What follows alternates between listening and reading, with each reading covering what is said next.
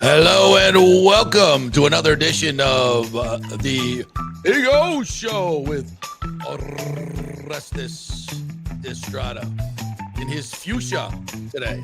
I tell you what. What's up, brother? Tranquilo tropical, but with all those R's, there's some teams in the postseason that were looking for some R's, as in runs, that didn't get hard to come by. Yeah, runs were hard to come back in that incredible game by Blake Snell, the Dodgers, and obviously the Milwaukee Brewers. I like it. This is a jazzy little beat going on. I just like it. I see how you bob your head to it. I don't want to turn. I want to bring it up a little bit more. Yeah, a little, kind of a little Austin Powers. Yeah. See where you're JPO behave. Oh, behave. Welcome into the Orestes Destrade Show, brought to you by the Texas Roadhouse of Wesley Chapel, KingmakersTampa.com, where we're coming to you live from this beautiful place here in our studio. This, too, could be your studio if you were a member of KingmakersTampa.com. So check that out. And, of course, the Murphy Auto Group, Genesis of Tampa. It's a jewel. It's a jewel, and so are those cars. Go check them out at 275 Bears in Nebraska, that little area right there. The Murphy Auto Group, another great local company here. It's postseason, Big O. Hello. Man, these games. Exciting, bro. Oh, Lord, Yeah. They are exciting. Well, one was open, obviously, what's gone on with the Toronto Blue Jays bats. We'll talk about that. The other one, just right off the bat, was a phenomenal game. What that Dodgers Brewers game had a little bit of everything as far as dramatics, great pitching from both sides, really. But, we got to just applaud Blake Snell, former Ray, of course. Blake, we miss you, buddy. And did he have to pitch that well that it brought back memories of Game like, 6? Dude, I mean, everybody's on Twitter like, oh, Kevin Cash was there. How could you not? And we love Cash. It was such a gem that, it was historic. 8 innings, only 1 hit, faced the minimum.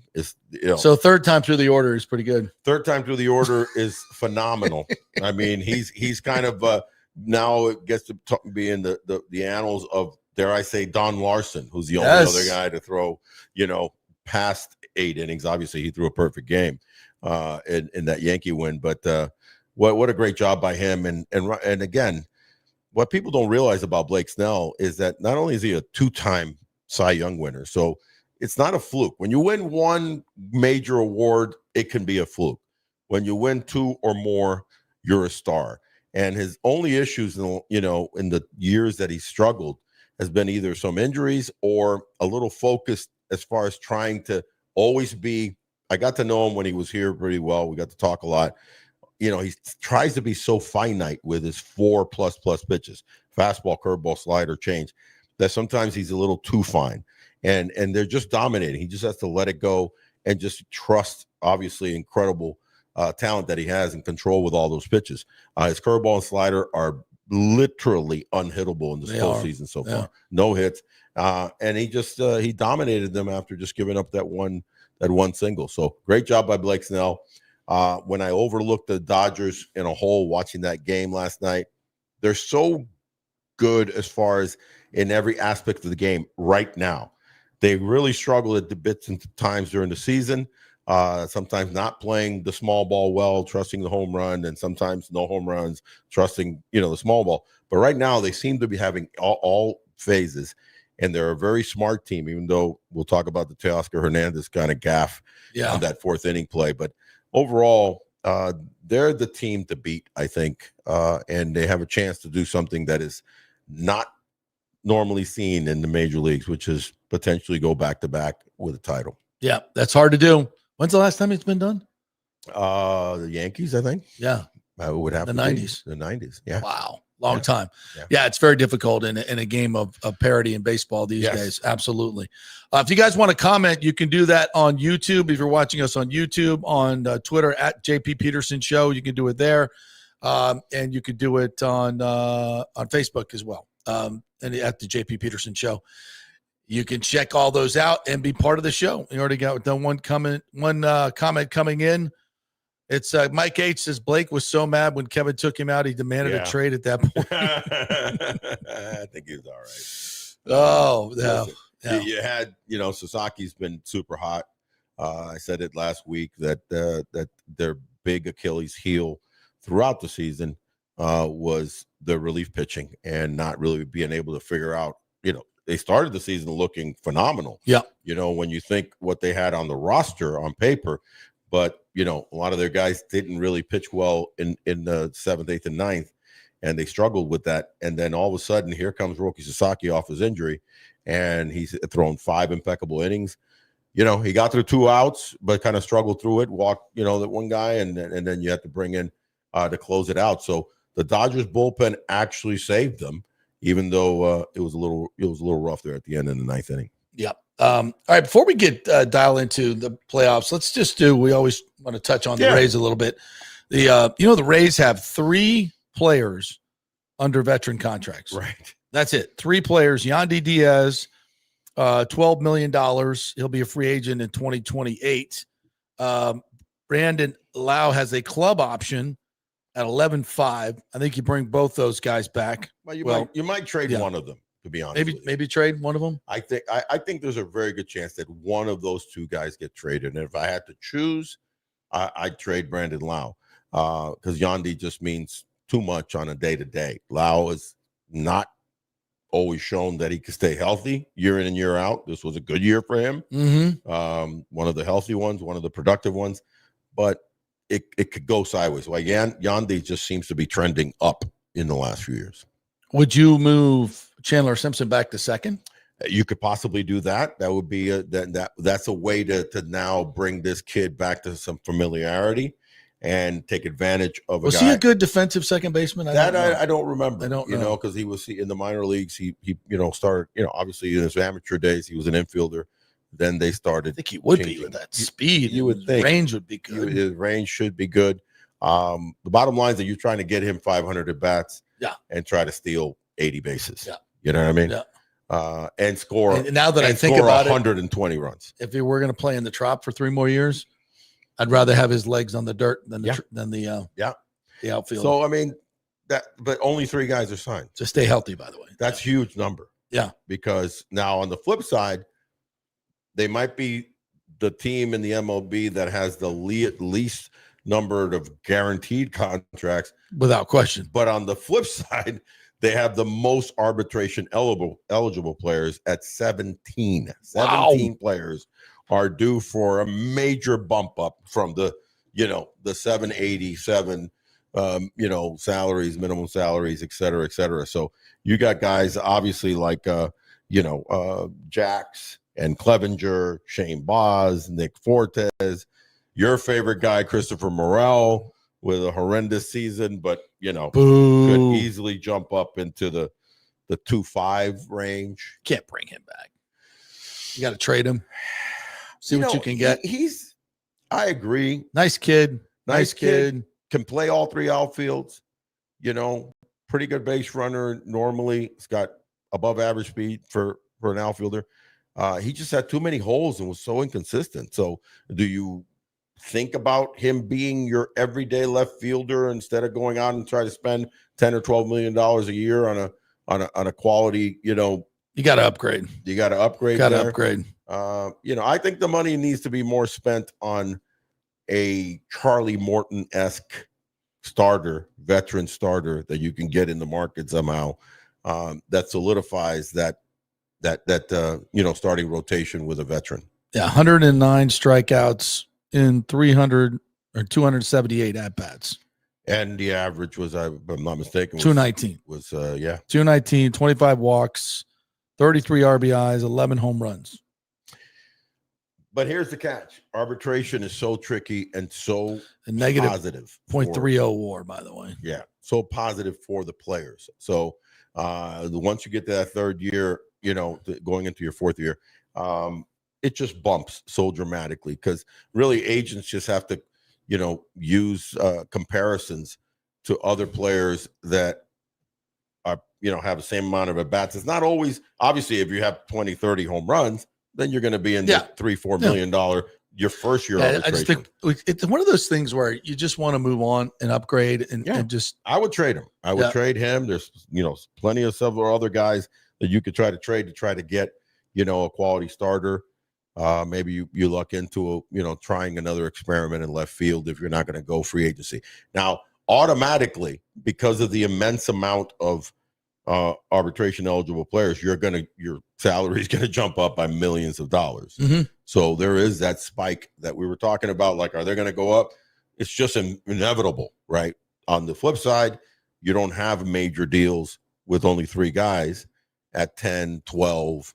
What's pretty much 10, I think, for Fairbanks to bring him back. 11.5 for Brandon Lau. Yandy's already tied in at 12.5. That's negligible in this day and age. So they're pretty comfortable. They've got a lot of room to grow. They've got a lot of room to grow.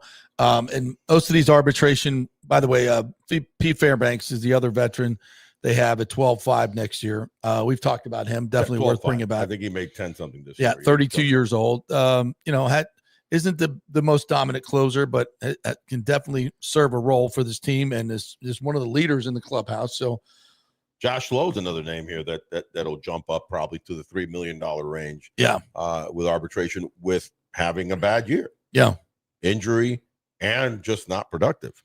But arbitration is just a magic wand for Major League Baseball Players Association. Yeah. And it has been since the 70s when Marvin Miller was able to sneak that in when he was he kind of duped the owners, JP, back in the 70s. That's why Marvin the players should be always, as I did, just applaud Marvin Miller, what he did, because what he set up was he was going for free agency. Owners like, oh, no, for years in the early 70s, but he convinced them and cajoled them. Well, then give us arbitration. Right. At least give us an opportunity to have a neutral guy after a few years to kind of, bump it up a little bit. Well, that bump 15, 20, 30 years later is a massive bump now, because once they did institute free agency, everything kind of jumped up into the millions. So now arbitration has to follow suit. So you got guys that if they had 30 starts in the major leagues can, justify making $2, $3, $4 million in arbitration, even if they were 8 and 15. So the Rays projected total salary right now, total payroll is $67 million with their contracts with the arbitration projected. I believe that's correct. Yeah, because Yandy's at 12, Brandon Lau's at 11.5 at a club option. So, and Pete Fairbanks at 12. So you're about 35 right there. So if you add all the arbitration players up, the estimate here is projected is $67 million. How could that be? Because how could they have gone down $20 million? They were like an 86 million. I don't know if Wander's 16.5 million counts towards that. I don't think it does. I don't think it does, but I don't think it does. No. So listen, they've got room to grow. Yeah. And they need to grow. This new ownership doesn't have to be crazy. And we've talked about it ad nauseum that this is a scaled, growth. But obviously there's enough room there to go after a talented veteran arm, possibly a veteran bat, especially in the outfield, and a reliever or two. But then you stay kind of with your youth movement and with all these arbitration kids that should start producing even at a greater number. Yeah. I'm not sure about that 67 million number, to be honest with you. That's just what Sport Track is telling me. I don't know if that's projecting what their arbitration salaries will be. But bottom line is when you're, as far as I know, this new group will still be getting the $60 million in revenue sharing money. Yeah. $100+ million in central fund money, and then whatever they can make off tickets and sponsorships and everything else. Sure. Usually their revenues, the Rays revenues, have been in the low 300s, mid 325, 350. We don't know for sure. Right. This is just based on Forbes. So there's still plenty of, and you have no stadium expense right now. Right. You have no stadium at the Trop, the city paying for most everything. So you've got plenty of room if you want to put some money into payroll and still take some money off the table to put towards future stadium use. Correct. You can do that. It's not like this team is broke. And I would suggest that they're going to sell even more tickets because the marketing and promotion is actually going to be front and center with Ken Babby, and something that the previous regime just wasn't that interested in. I'm gonna throw a nasty. I threw right-handed, right? Even though I was born left-handed, I threw right-handed. My dad made me right-handed from birth when he figured out by the time I was 1, 2 years old that I was grabbing everything with my left hand. He's so superstitious, and he thought that being left-handed. Oh, you'd have been. It was all right because throw 90. I ended up becoming a switch hitter. That's why I became a switch hitter, because I naturally played basketball left-handed. The reason I'm bringing it up is that I'm going to throw a curveball, but from the right side, but kind of nasty, like Blake Snell. I've got insider information that the St. Pete site might still viably be. Oh, get out of here. Don't bring me that. I'm the downtown St. Pete site? The gas plant might be in play. No way. Still, I know you don't want to believe it, but I figured I'd just change it up off of arbitration, off of playoff, off of Blake Snell. You have no idea what kind of Pandora's box you're opening here. You have no idea. You have no idea. Just, a guy in Miami named Julio told me that me dice, oye, big O, let me tell you something, man. Okay, listen to me now. Forget about me later. St. Pete might still be in play. It's not. No, really, if I think about it, what should be in play over there is kind of possibly stealing it from Shaw. By that I mean the MLS, not MLS. They're not in the MLS, but the Rowdies, yeah, and sticking that as kind of being a jewel of around that gas plant. Oh yeah, I can see a soccer stadium for the Rowdies, but not a baseball stadium. Yeah, I'm just saying because something came my way recently, and it's a reliable. So you're saying it's the Rowdies source. Or the Rays? No, I'm saying that the baseball stadium could also still be in play, and a soccer stadium. Not the soccer stadium and baseball in the same place, but one or the other. But what makes more sense is the soccer stadium, obviously. And you would have to pull it from what Shaw wants to do over there, right? But that I think is what makes most sense, and I think will probably happen. But my sources said that there's potential talks about that also being an option. That it's not off the table. Yeah, okay. Just wanted to mess up your day today with that one. Ain't no way Major League Baseball, after going through all this, is going to build another stadium in a failed location. That's absolutely 1,000% not happening. Not happening. All right. Not happening. I tend to agree with you. I'm just listen, I'm just a messenger here from a reliable source. Mike H says, I freaking knew it. See what you did? He's like, Al Lang. Al Lang's getting torn down.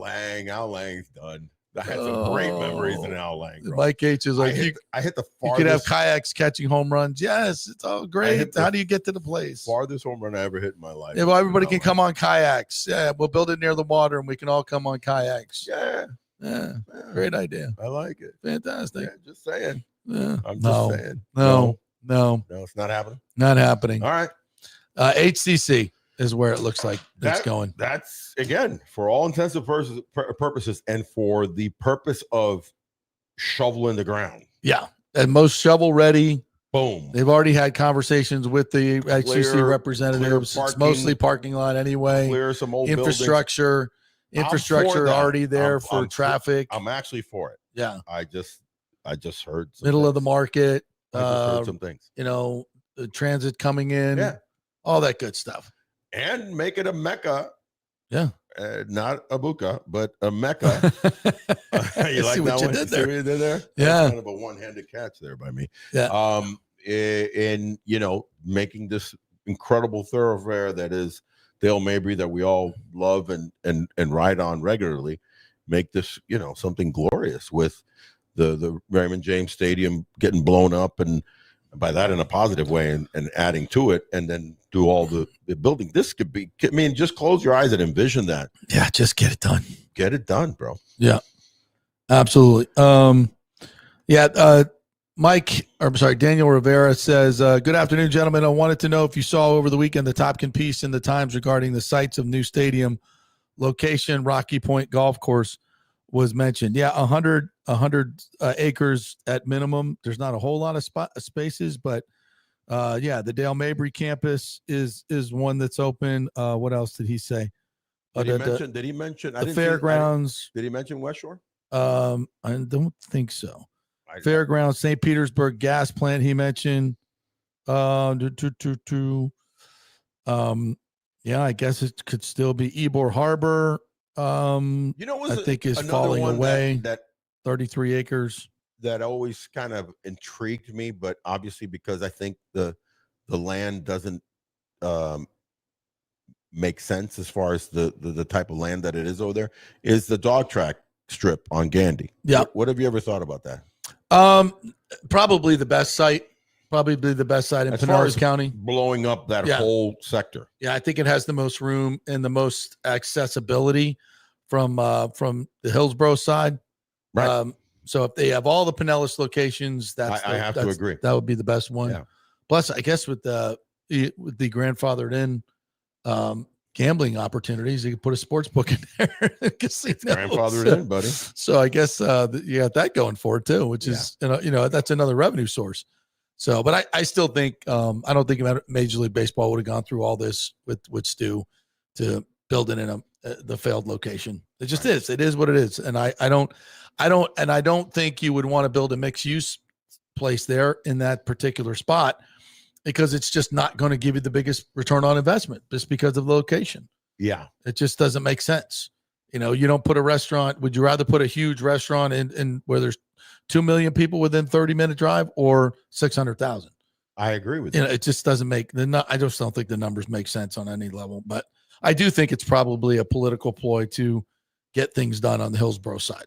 And maybe that's kind of what's being bandied about in order to get things moving.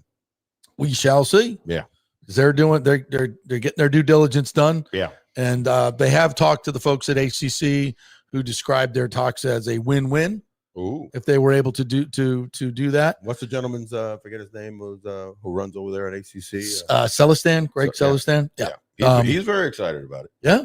I think it's a win-win for them. Yeah. And again, people like, oh, it's not downtown and all that. Yeah, that's true. It's not, but it's going to be, it's become its own destination point. That's the thing. It has the potential again, when you like the battery isn't downtown Atlanta. Downtown Atlanta. It's in Cobb County in an area that was created. Yeah. And also you do have an immense amount of traffic and you do have accessibility galore.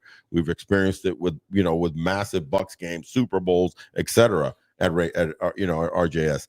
And then you have the extra build up that'll be coming down the pike on the other side of the road. So all of a sudden that sector becomes just a mecca. And you have Midtown right around the corner from here, from beautiful Kingmakers. It is not, we're not talking it's a second downtown, but it has a vibrancy in itself. Yeah. So that's the vision with that. It's all becomes this corridor that cleans up the back end and Drew Park over there, and you just make everything beautiful again. And lastly, but maybe firstly, it's shovels in the ground soon. Yeah. Because 29, you want to do 2029, not that far away. Yeah, and they need that because of the amount of money that you lose every year by not being in your new park is probably estimated to $150 to $175 million. And I'm going to give you a little 20-second timeout because the NBA season's around the corner. There could be a work stoppage come 27. That's true. We have a question about that. Because as a matter of fact, if there's a work stoppage, nobody's making money. Right.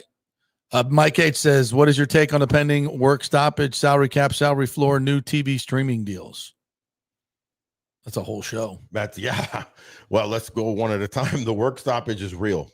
Both sides are almost like scarily, like almost okay with it. They're like, we're going to have a work, and then I'm not, listen, I lived through the most embarrassing thing that Major League Baseball has ever had happen. Are you talking about the replacement players? I'm talking about 1994, no World Series. Yeah, that was bad. Forget replacement players. 1994 strike. MLB had worked through strikes before 81. I mean, you can count the numbers, but they always figured it out within weeks, months. This thing kaput. No World Series, the first time in the history of Major League Baseball. You know how embarrassing that was for players and owners. So they never want to see that again. So I think that's one of the reasons that it's like early on, they're saying, okay, this might happen because we definitely don't want it to happen in June, right? What are the sticking points? The salary cap and the salary floor? Salary cap, salary floor are the massive, main parts of it. And again, though, Major League Baseball gets the lowest percentage of revenues to the players. Yes. If you can propose a salary cap and a salary floor and bring up the total amount of revenue to 52%, I think the salary floor. I mean, isn't that better for the players? Dangling by but isn't that? But it's not. It shouldn't be. Oh, we'll never agree to a salary cap. It should be. Let's get to a 53% number of revenue share. Yeah, because you're getting less now. But you don't have a cap. I mean, so I guess maybe that, that helps a few players, but it doesn't help the rank and file. No, it does not help the rank and file. And that was the last. I think the union needs to get their shit together. The last CBA, they went after the rank and file. Yeah. Right. So they went after. You've got to jump from 500. They had gotten it in the one prior to $500,000. I think it was like 525, 550, if I'm not mistaken. And they jumped it upwards of $200,000 for first year players. Mm-hmm. Right. So exponentially, first, second, third year players, you're not all of a sudden those guys. Why? Because what MLB had gotten into for those 5 years prior to that is what the Oakland A's and the Tampa Bay Rays smartly were doing. They were abusing the call-ups. They were abusing players that had manipulating the service time. Yeah, the service time, not just the service time, but the gosh dang, I can't even think right now. The rights, so a guy was being called up and down numerous times in a season. So what happens with that is that all of a sudden you're getting paid at AAA level for a month. Then you're up in the big Major League level. Major League level. So players weren't even making the full minimum. Yeah. So that got taken out. That was a big fight, So the outright, it's the outright clause. So you can't outright a player only so much. They were outrighting them 10 times. Yeah, you can't do that. So that was key. And then raising the salary, and then they raised on the back end the luxury tax thing. So now the issue is, how do you protect the rank and file? Like you said, it makes sense to just have a floor, yes, and then agree to the cap. They're the last vestiges of professional organization that's just holding on to that. Yeah, no salary, cap, and so I think they're probably gonna have to give in order to. So to answer what I think will happen is that there'll probably be a work stoppage, but it'll be in the beginning of the year, and hopefully won't go in too far into a truncated season. Let's hope so. Because that also hurts the Rays, because obviously they're trying to build a stadium. They need revenue. Yeah, they need their full seasons of revenue moving into that, because that's where they can bank some money towards the new stadium. Of course, because they're not paying any stadium costs. And the sooner they do that, the sooner they can even open up their purse strings much more. And they're gonna have to spend some money on the Trop too to get it. Yeah, the city just brings it to Major League ready. Yeah, and then the new ownership group's going to have to put in the accoutrement that needs to be added to make it a fan-friendly experience. They promised a first-class fan experience. Yeah. Now, I think they may have been meaning more towards the new stadium, but they're also going to have to address what's going on in the Trop. Yeah. Hope it smells better. Oh man, you have had an issue. Black mold. That's been hard to get rid of. It's been my home for so many years. The dugouts have been flooded for so long. I mean, what are we doing? Yeah. So but the roof is coming along. Yeah. So then once they get the roof on, they can start on the other stuff kudos inside. To St. Pete, the city of St. Pete. Yeah. And the incredible job that they've. Oh, they took it in the behind. Yeah. Yeah. All right, let's talk some Major League Baseball playoffs, my friend. One of the craziest plays I've ever seen. Yeah. Take us through that play, if you would. Set it up. Bases loaded. Max Muncy in the top of the fourth hits a drive on a splitter that I thought was going to be extra bases. The fact that Frelick, was able to even get to that ball was impressive. The problem became that once it hit off his glove. So for people who haven't seen it, kind of describe the whole play. Yeah. So bases loaded. Basically, there's only one out. So if you hit a fly ball, tagging up, you're tagging up, right? Or he's dropping it, or whatever, hits off the wall, right? It looks like 400-foot shot, center field, 400-foot shot. It looked like he goes up for it. It hits his glove, but it does look like in live play that it hits his glove, bounces up, and he makes the catch. Right. But what had happened was that it hit his glove, bounced off the yellow part. By the way, that ball came inches from being a grand slam. That's right. Grand slam. Right. If it hits his glove and goes over the wall, grand it's a slam. home run. Yeah. So it hits the yellow part of the fence, comes back, he grabs it, kind of in between, looks like a catch. The runners all of a sudden kind of freeze.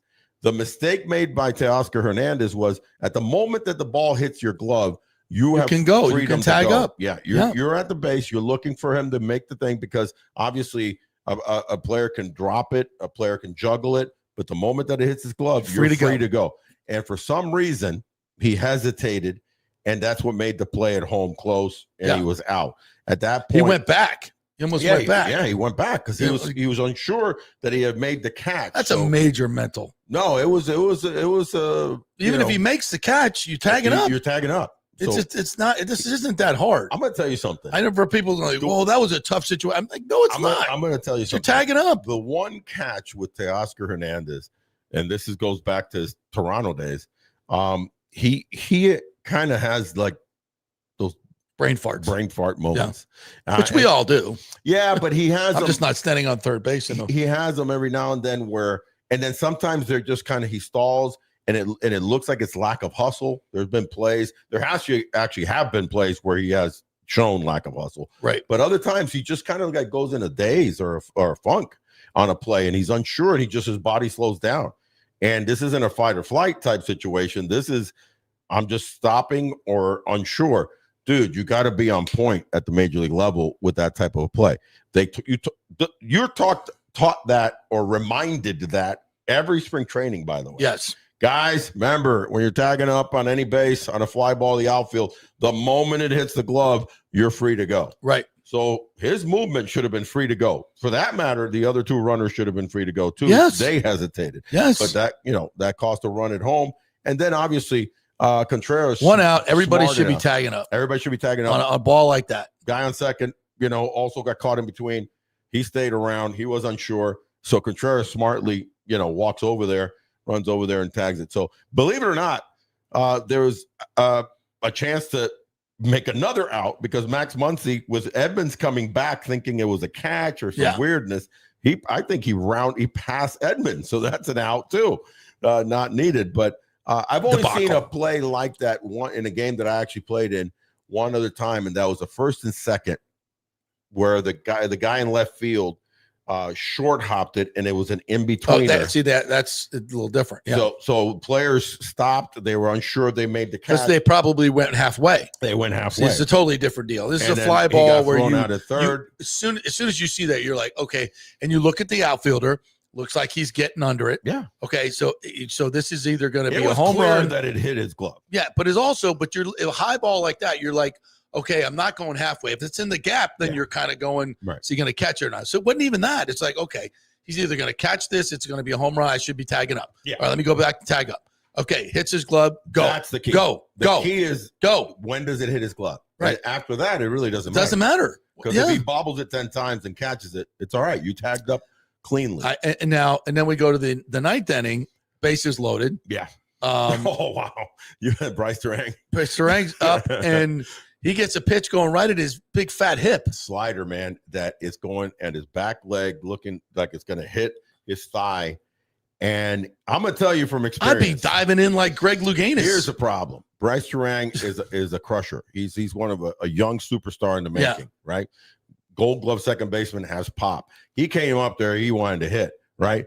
And so he's not a little Punch and Judy, Ernie Clement kind of hitter, for like the Toronto Blue Jays. He's a guy that it goes up there to mash, a la, any big lefty. And the bottom line is that the fight or flight that you're taught after thousands of at-bats, that is ingrained in your head, any pitch that's coming close to you, you get out of the way. So you played the game at a high level. I played it at high school level. In my brain is it's 1-2. If it's 1-2 and I'm and there's a guy on third, that thing, the first thing in my head is if that thing, guys, if that comes anywhere near me, I'm diving in. Come on, dog. I was a little surprised. But Michael LaRue even asked, "Did Bryce Terang down 1-2, 2 outs, bases loaded, trailing by 1 bottom of the ninth? The mid-80 sweeper was coming at his knees. Yeah, should he have let it hit him? Hell yeah! I listen. But you've been in the box. I in the major leagues. I haven't done unless you're a little punch and Judy hitter, which he's not. Right. That's a great point you make. If you're a punch and Judy here, you're up there and you're kind of just. You're always in that mode. You're always in that mode. If you see some of those guys, even at, definitely in the amateur ranks, but even in the major leagues, you have guys who their front elbows almost leaning over the plate, and they'll lean into it. You can't do it too obvious because they'll actually they'll call you for that.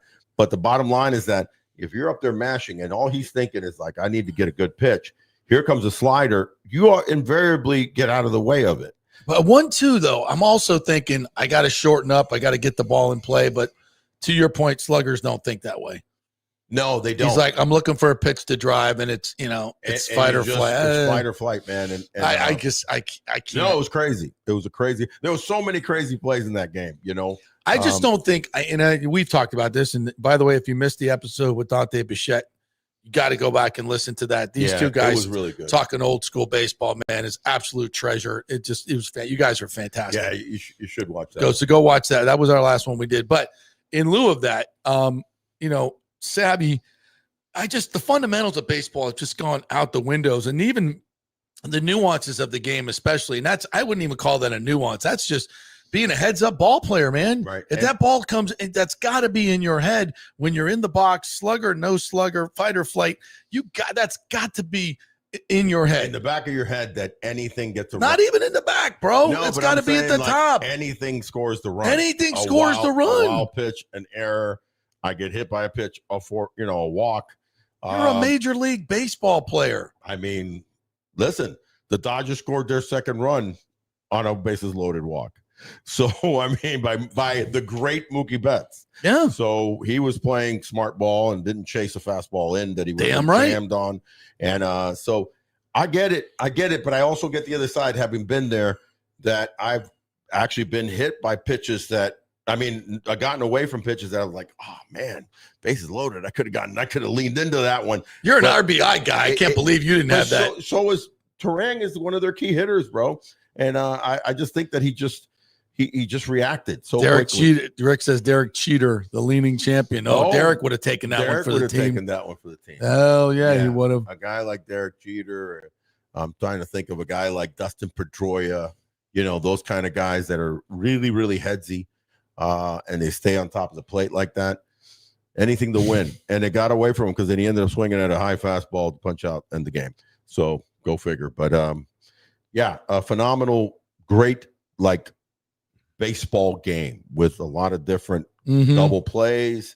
Obviously that rare double play, but great defense. And I can't say enough about Blake Snell and the job that he did. Because so the Dodgers get game one, and game two is tonight? Which is a huge, comeuppance for any visiting team under these premises now of the 2-3-2, because now you're in a situation where that you can, even if you lose game two, where they got Yamamoto on the mound and Peralta, obviously their stud for Milwaukee, who needs to come back and have himself a good game because he didn't pitch well the last time.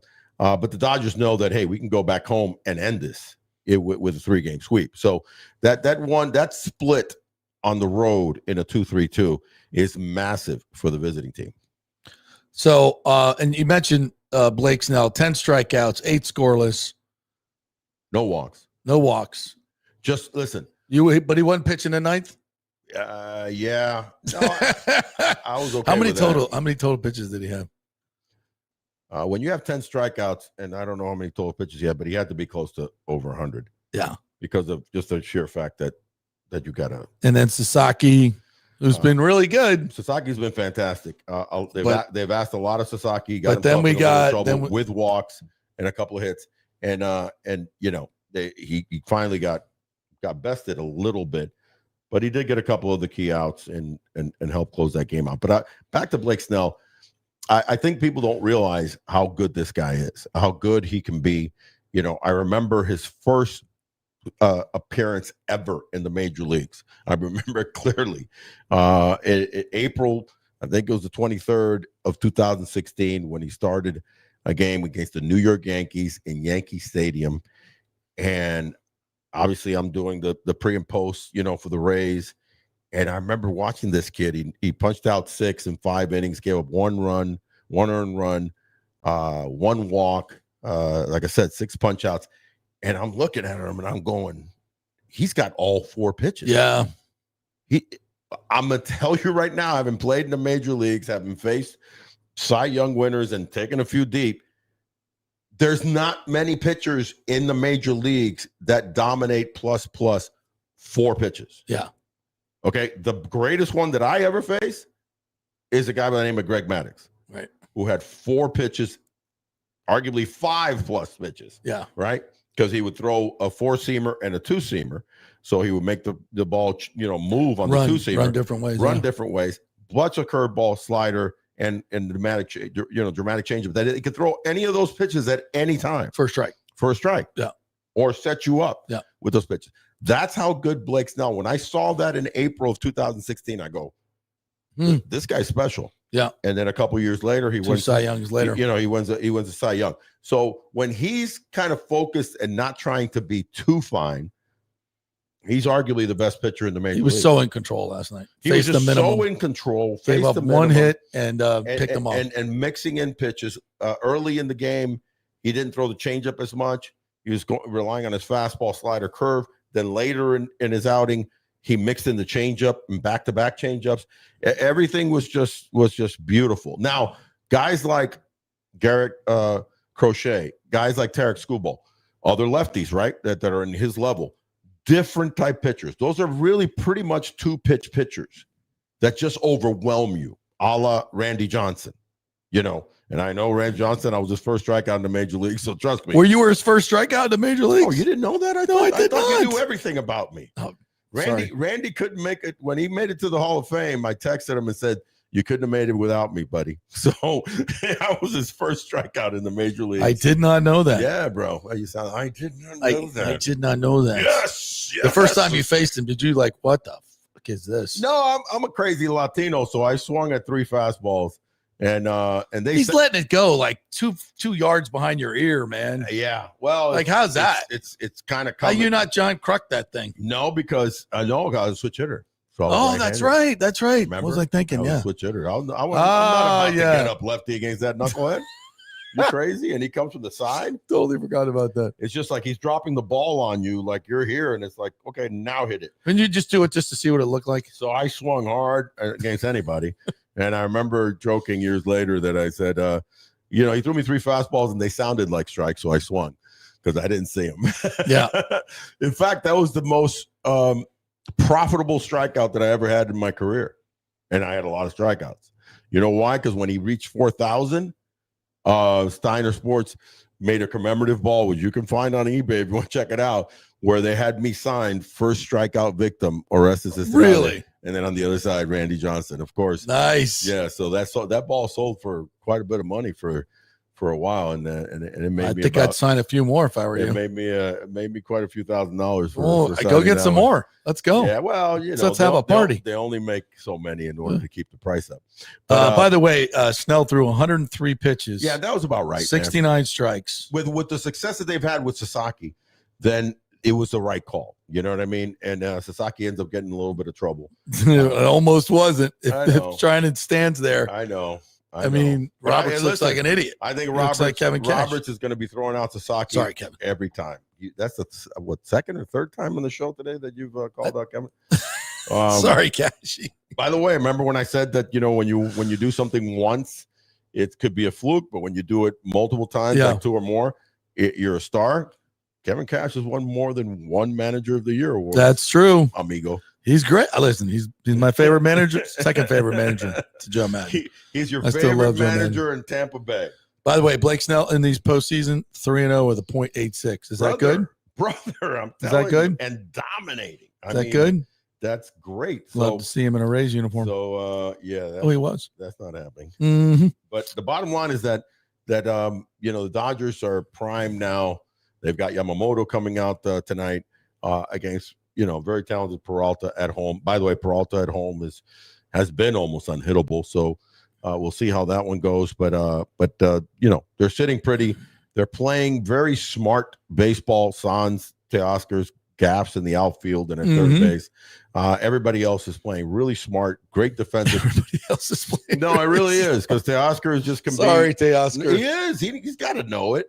But listen, I'll take it, because there's sometimes. Listen, you love football. You know football like the back of your hand, both college and NFL.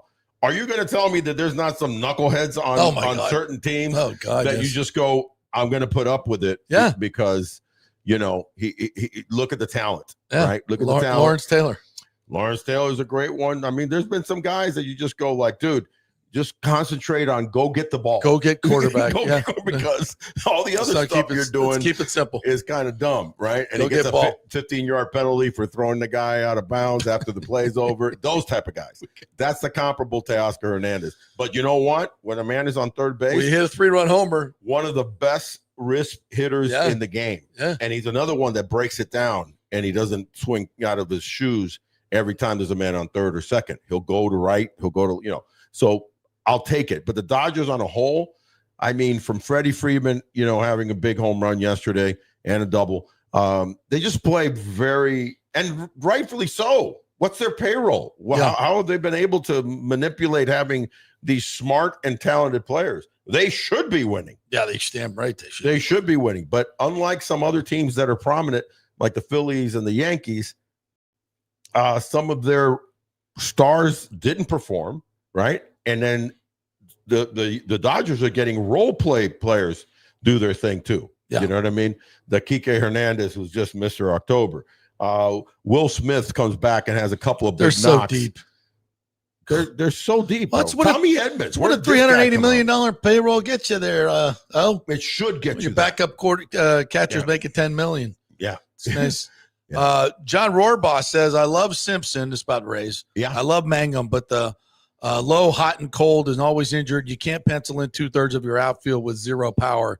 Please don't 100%. Team those guys up with Morel and Tropicana Field. Yeah. If I'm not mistaken, I think they didn't have a guy have more than 50 RBIs in the outfield this year. Yeah. And home run wise, that's unacceptable. I don't even think they had 30 total.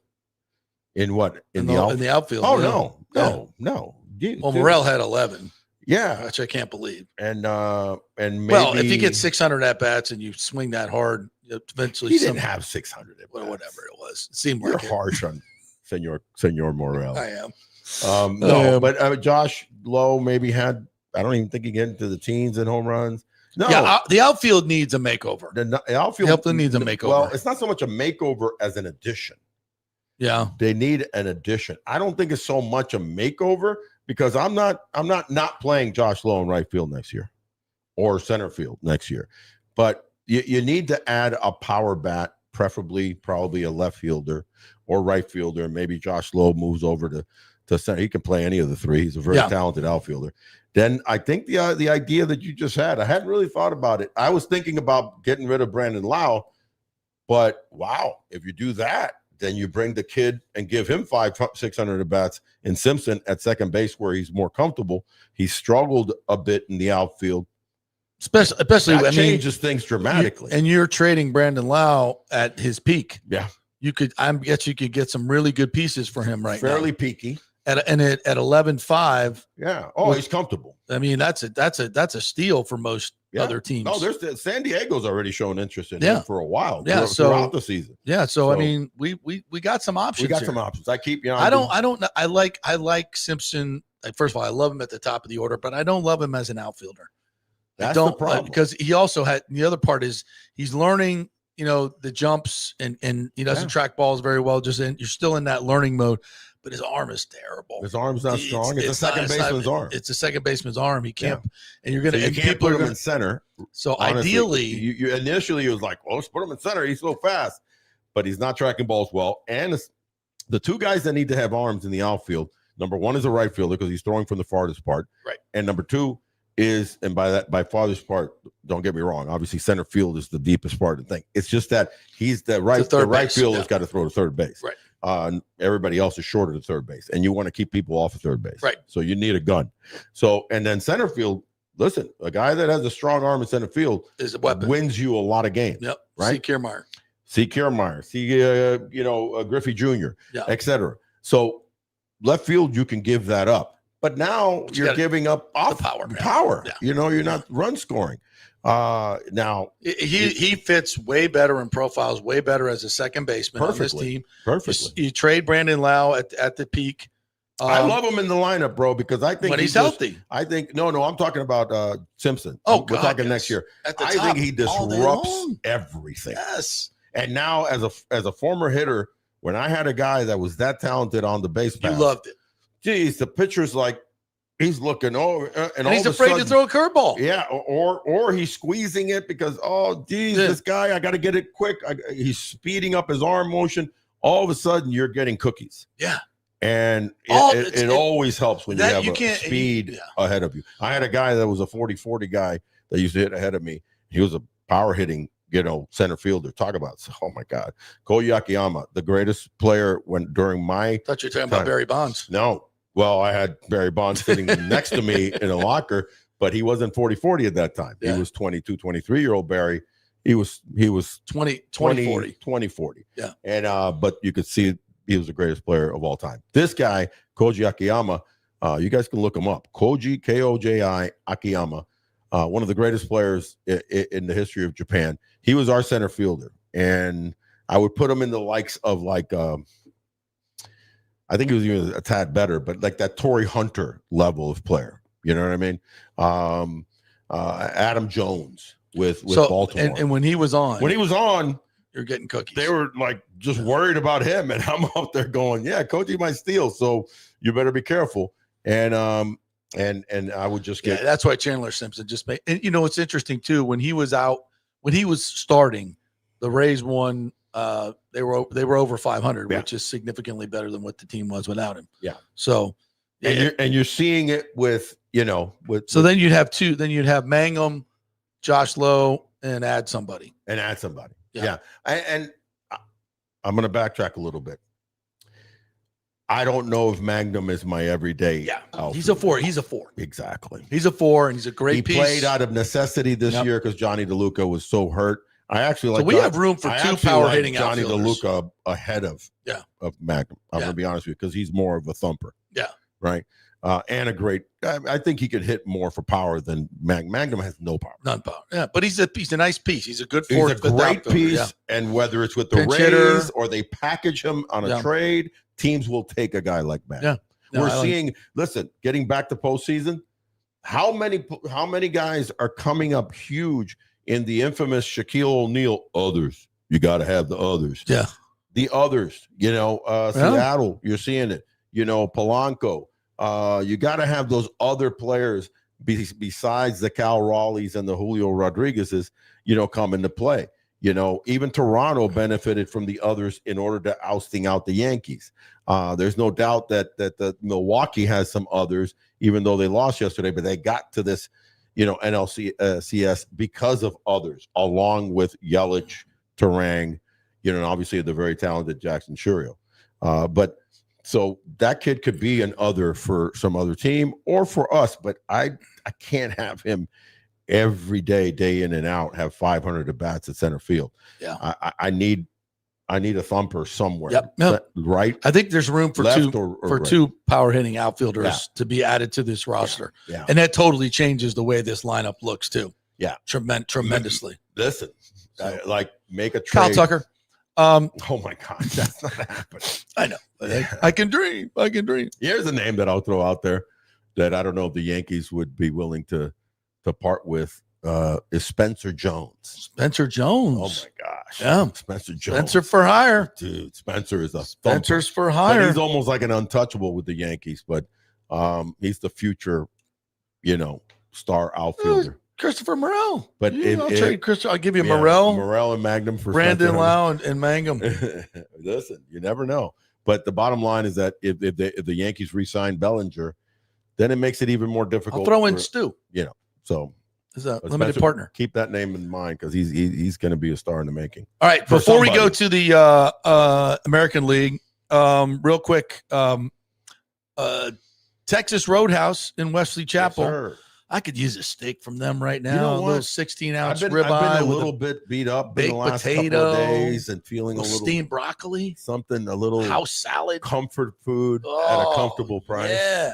Can I get a little béarnaise on that? Call Tyler Hamilton right now. Can I put a little béarnaise on it? Tyler. Yeah. Tell your guy to put it on the grill. Are you going to do filet? You're going to do the filet? I probably do the filet. No, I probably do a New York strip. Yeah. New York strip. I like that marbling. I like the marbling. Yeah. I'm a big medium rare New York strip with baked potato. Oh, yeah. Yeah, buddy. Yeah. They have a beautiful little bar there, too, to watch the baseball games on. So going over to Texas. Of screens. Texas Roadhouse, Wesley Chapel. Also, Kingmakers Tampa, this beautiful club we're in right now. You can come over here and take a free tour of the joint. Yeah. And maybe become a member. Memberships are available right now. They'll go quickly. And there's some new news coming out for Kingmakers Tampa that will be coming out soon. So you got more sources? There's more. Hopefully they're better than the other ones. Yes, sir. They're going to be. It's even better. It's even better than that one. It's not Julio. It's a guy named Carlos. Oh, it's a guy. Carlos never lie. Carlos is the man. Carlos from Ocala. So what do you get when you come to Kingmakers? You get a sports bar. Get a sports bar. You get office space. Office space. You get golf simulator. Free lessons from JP. You get a conference room to all to yourself that you can rent out. Right.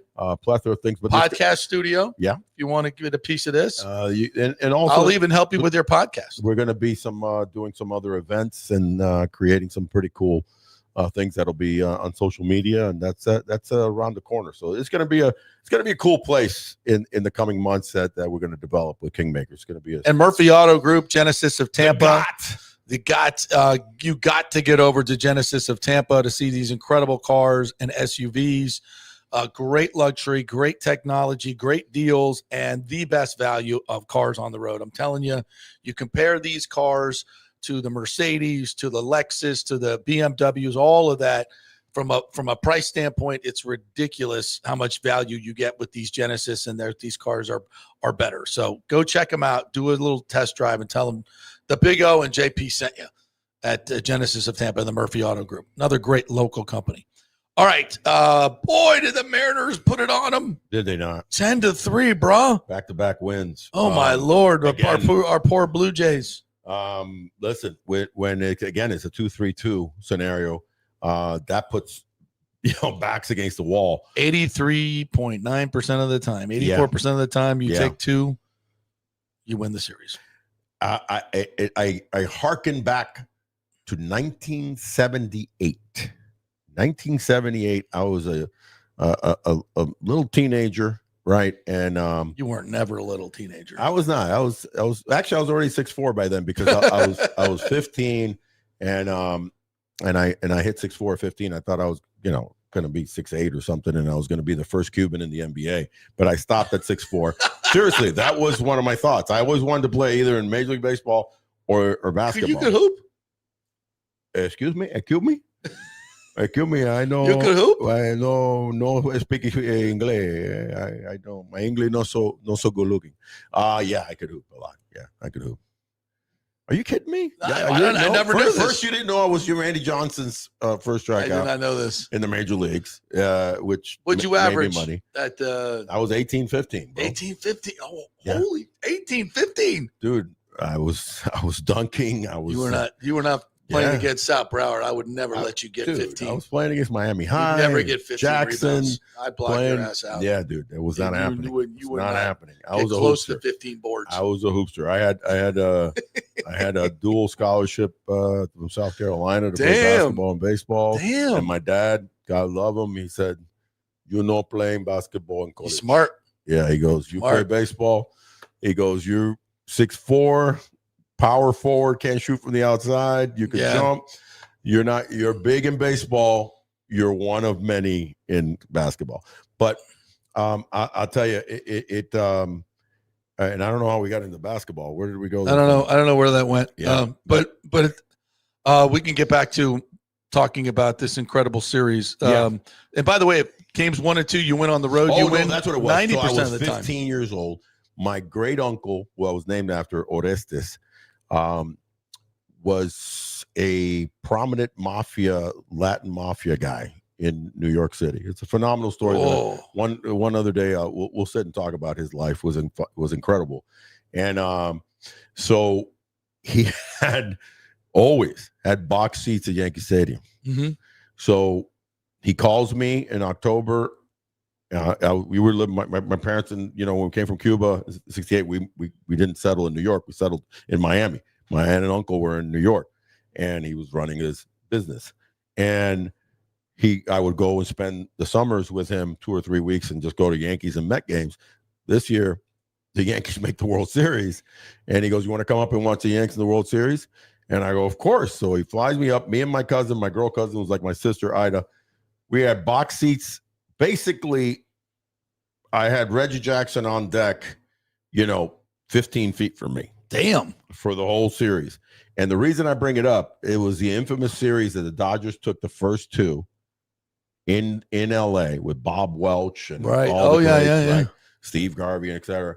And the Yankees swept them games 2, 3, 4, and 5 in LA. And then won game 6. That's right. So it made me think when they lost yesterday, I was like, oh my, they're going to have. It doesn't happen often. It does not happen often. They gotta take care of business and win 3 in a row. You picked Seattle 2 months ago. I did pick Seattle, and talking about comparable, well-rounded teams. I always kind of lean more towards Philadelphia throughout the regular season. I thought they had everything that you needed. Their big bats struggled in their series, obviously, and also, didn't get the great pitching performances that were expected from the 3 lefties. But, so they were ousted. But the bottom line is that the Dodgers got better, got healthier, found a reliever, and, as they went into the postseason. Seattle has stayed fairly consistent and then peaked in the middle of the season and just took it on the rest of the season. They do not have holes. I'm telling you right now. They don't have many holes. They have a bullpen. They have Senor Smoke and Munoz, the closer. They have setup guys. They have quality starters. Oh, by the way, here's a little early. Oh, by the way, Brian Wu looks to be possibly, able to throw again. Definitely if they make it to the World Series. So this is all of a sudden becomes a 3-headed monster. I think that this is a team that is going to be tough to beat. And for Toronto to overcome. Obviously, they have one of the reasons that I would like to see Seattle in the World Series. Number one, they've never been to one. So great city, by the way. Great city. One of my favorite cities. Yeah. It's wonderful people, great city, beautiful, rains too much, but it's a great city. But you like to have in the World Series either like East-West, Yankees, Dodgers, Philly, San Francisco, something like that. Or you definitely like to have one of the game's greatest superstars. So right now, Cal Raleigh he's the show. So he'll people will be like, Seattle, why do you want Seattle in there? Cal Raleigh is that big a draw. He's a superstar. He's a superstar. So he's what Baker is doing now. You're starting Junior, to realizing. Cal's like, he's a folk hero. Guerrero. Yeah, no, but it's a different level. Different level. It's a different level. Maybe Vlad, where have you gone? Vlad DiMaggio is he's got to get going. He's got to get going. So I'm not giving them a whole lot of chance. And the other thing about the Mariners, again, it's an onslaught. You've got a Rosarena that is getting on base, doing things, scoring runs, stealing bases. He's hot or cold sometimes offensively. He was 1 for 4 yesterday, but he did get on a couple times, scored twice, struck out 3 times. How much does the home field advantage in places like that these atmospheres are crazy, and Seattle's going to be so loud? Seattle's going to be maddening. Yeah. So how hard is it as an opposing player to focus in that? It is because really the challenge is when you're up at bat. Yeah. And you get that's why Raleigh, the day before when he hit that home run to tie it, literally got the 2-2. It was like 1-2. No, it was 2-1, and then he fouled the ball off and he got the 2-2. with 2 outs. Yeah. And the whole crowd standing to stand up in Toronto. And that's where I talk about it a lot on the show. The heightened awareness needs to kind of come in where you just block things it all out. Because otherwise it's daunting. And what you don't want to do in any major sport, but it is lose the focus of, squaring up the baseball and just literally, JP, and you played enough to know, you actually phase out. When you're in that type of a zone, you don't even see the first and third baseman. You might peripherally see second and short, but really it should be so honed in that I am just for the spin of the ball. You're just seeing the pitcher. And one of the things that I try to teach when I talk to kids is pick out a spot before you step out of the dugout, opposite from where you hit. So if you're left-handed, you try to pick out a spot, a Sony sign or a Panasonic or something that you key on as you're literally walking up to the plate. That helped me immensely, where I would key on that, especially when I had run in scoring position. I told you, I was thankful that throughout my 15-year career, my wrist throughout, A-ball, AA, AAA, Major Leagues, and Japan was over 300. Throughout my whole career, I was a 250. I was a 1-for-4 guy. Yeah. But over 300. With runners on. So what I would do is I would just concentrate on a spot. If I was hitting right-handed, I would key on that spot as I'm walking up. And then, because that would remind me to keep my shoulder in.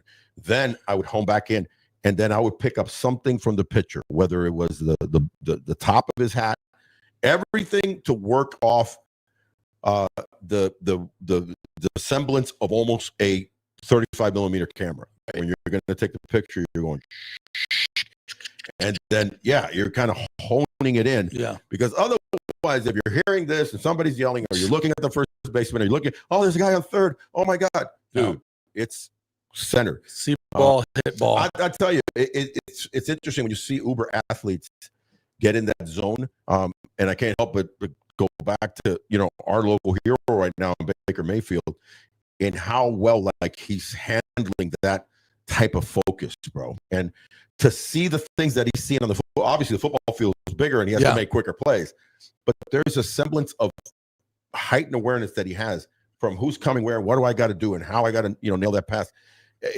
Those guys when Blake last night, Snell, I love that, bro. That is kind of like what I look for, So they're at a high peak right now, and they're gonna be tough to beat.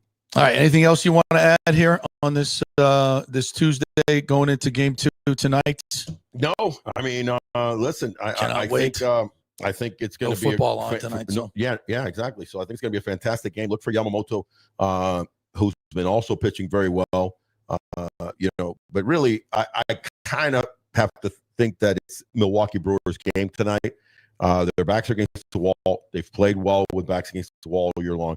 They go back to that, keep on that small ball, and then they have their best pitcher who just dominates at home. So if that game goes and the Dodgers take it, I think we'll become having a show on Friday talking about how it's going to be, Seattle and the Dodgers in the World Series.